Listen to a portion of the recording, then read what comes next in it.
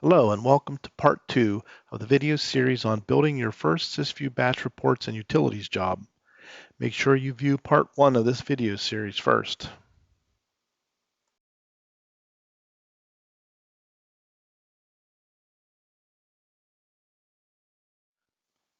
In this video, we will be covering the following items.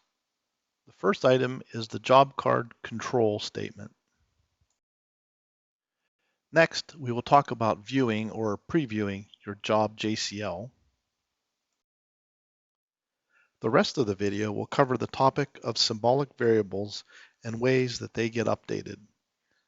Manually updating them, connecting them with command fields, or using SYSVIEW resource associations. And then we will summarize what we learned. Like part 1 of this series, this video is designed for you to follow along in your SYSVIEW session. You can pause the video to perform the actions as we go along. Let's start with the job control statement. SYSVIEW provides an extensive list of control statements that can be used in many of its libraries. The control statements start with a right parentheses, followed by a keyword and options. You can find details in tech docs or by using the topics command. Look for the topic on control statements. The job card control statement can be used to insert a set of predefined job card JCL statements into your job. This definition is stored in your user profile. The job card command, which we will cover next, can be used to define the job card JCL statements. We will cover that in a moment. Using the job card control statement allows you to share JCL definitions with others whose job card requirements may differ from yours. For instance, accounting code differences. The parameter UJobCore allows a job correlation to be inserted into the JCL. This is only required for Brutus jobs, so you don't have to predefine it in your JCL. Pause the video here and edit your template member user1 CMP that we created in part 1 of this series and make the changes to the job card. Then resume the video. The job card command is used to define a set of job card JCL statements to be used by the job card control. Pause the video here and execute the job card command. If you do not have a job card defined yet, go ahead and define one. Press enter and save your changes. Once you're done, resume the video. In this next section, we will talk about how you can preview your Brutus Jobs JCL. From the brew list command, use the question mark line command to invoke the line command assistant. Use the question mark on your myCompress job. The image on the right shows all the line commands that you can execute from brew list for this job. The ones that are highlighted are related to viewing your JCL. The first set invokes the ISPF editor so you can temporarily make changes and submit your job. The second set invokes the brew view command to show you a preview of the JCL.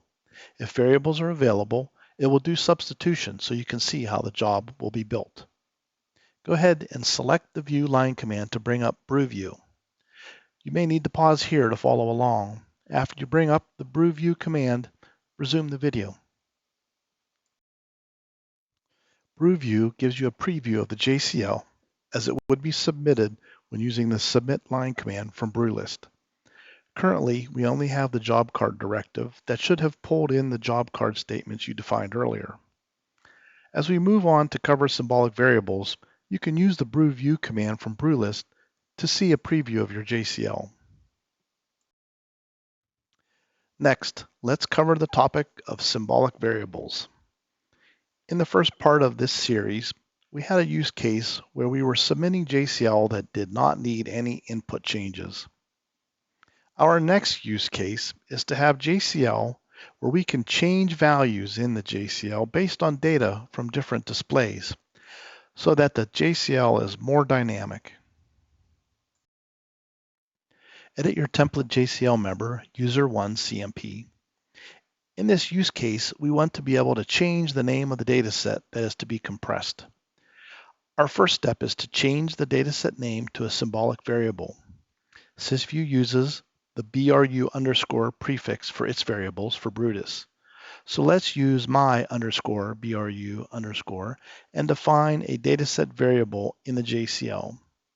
Pause the video, make the change to add the symbolic variable to the JCL in both places, save the member, and then resume the video.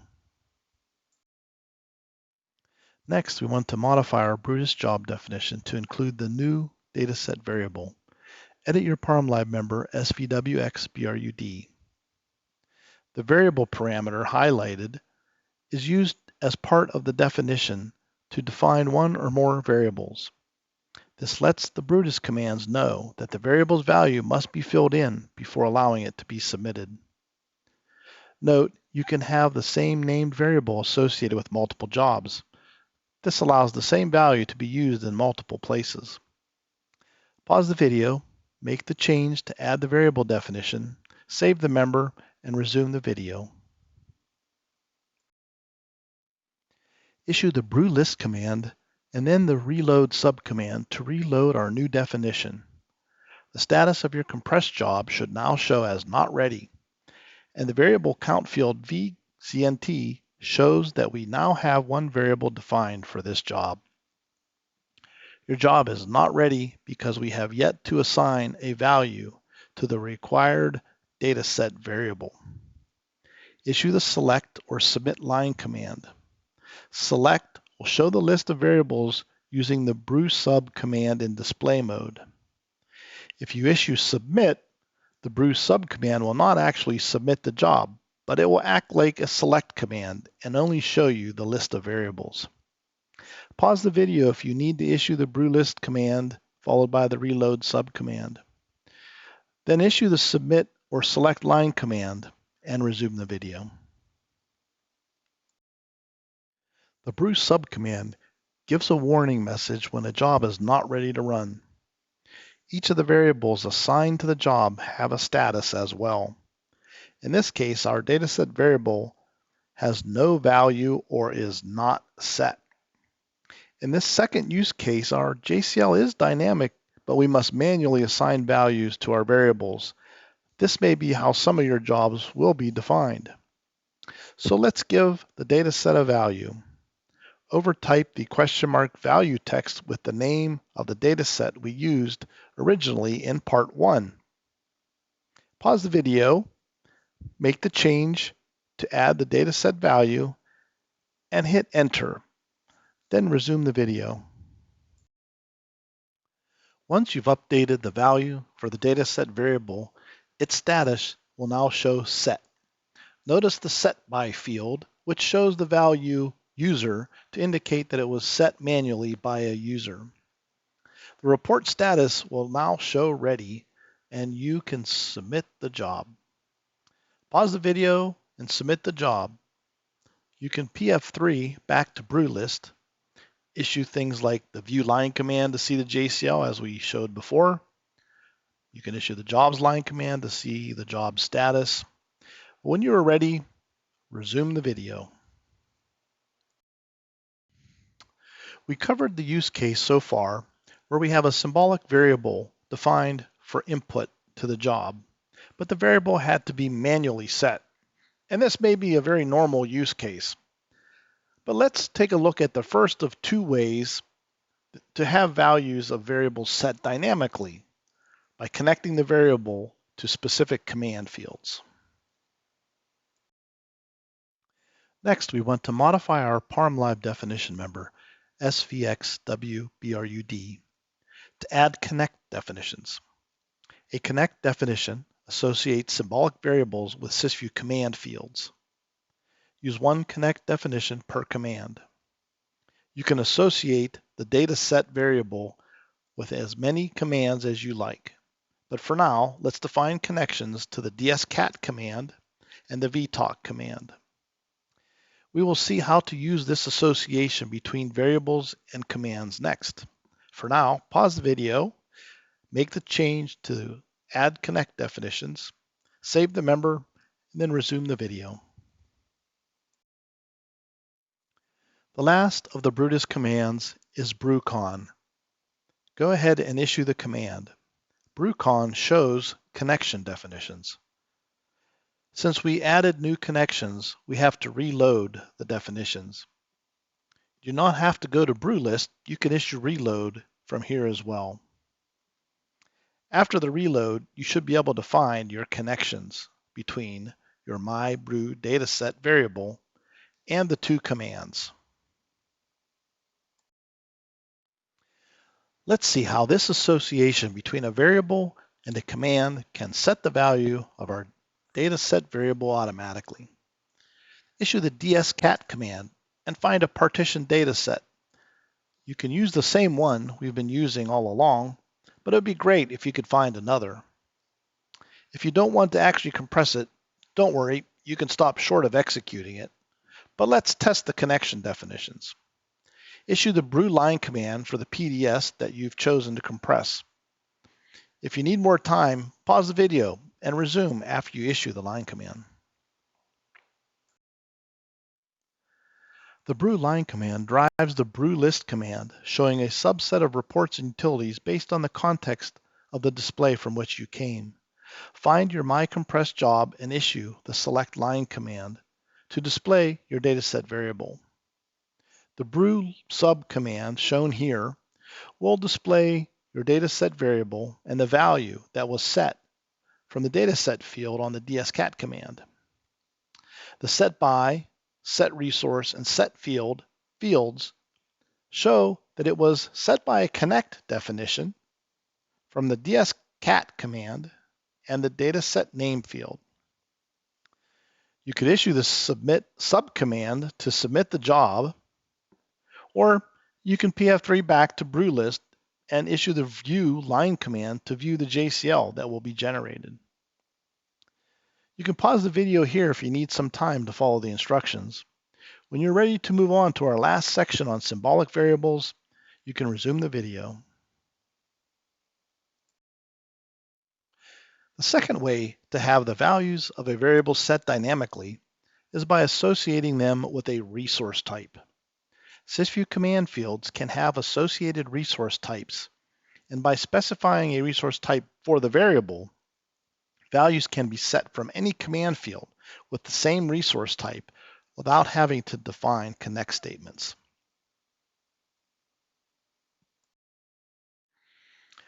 Let's modify your parmlib definition member, SVXWBRUD, to associate our dataset variable with a SYSVIEW resource.